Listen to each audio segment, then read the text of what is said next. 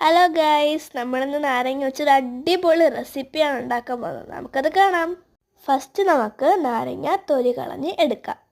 ഇപ്പോൾ നമ്മൾ 3 ചെയ്യുന്നത്. 3 നമ്മൾ അതുപോലെ വൃത്തിയാക്കി എടുത്തിട്ടുണ്ട്. അതിനുശേഷം മുളക് പൊടി, ഉപ്പ്, എണ്ണ, വിനാഗിരി ഇതെല്ലാം ചേർത്ത് നന്നായിട്ട് മിക്സ് ചെയ്യാം.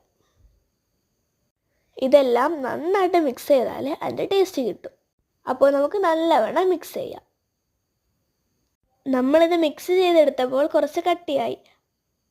അതുകൊണ്ട് നമുക്ക് കുറച്ച് എണ്ണയും വിനാഗിരിയും കൂടെ ചേർത്ത് നന്നായിട്ട് മിക്സ് ചെയ്യാം. അതിനുശേഷം നമ്മൾ ക്ലീൻ ചെയ്ത് വെച്ച നാരങ്ങ എടുക്കാം. ഇനി നമുക്ക് ഈ നാരങ്ങയിൽ ഇടയ്ക്കിടയ്ക്ക് കട്ട് ചെയ്ത് കൊടുക്കാം. എന്ന് വെച്ചാൽ നമ്മൾ മിക്സ് ചെയ്തത് അതിൽ പിടിക്കാനാണ്.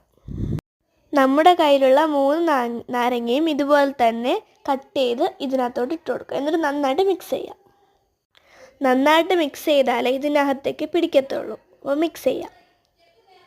ഇനി നമുക്ക് ആവശ്യം ഒരു സ്റ്റിക്കാണ്. നമ്മളിവിടെ ഈർക്കിലാണ് എടുത്തിട്ടുള്ളത്. അപ്പോൾ നമുക്ക് ഈ ഈർക്കിൽ നമ്മുടെ നാരങ്ങയിലോട്ട് ഫിക്സ് ചെയ്ത് കൊടുക്കാം. ഗായ്സ്, ഇതാണ് നമ്മുടെ നാരങ്ങയുടെ ഫൈനൽ ലുക്ക്.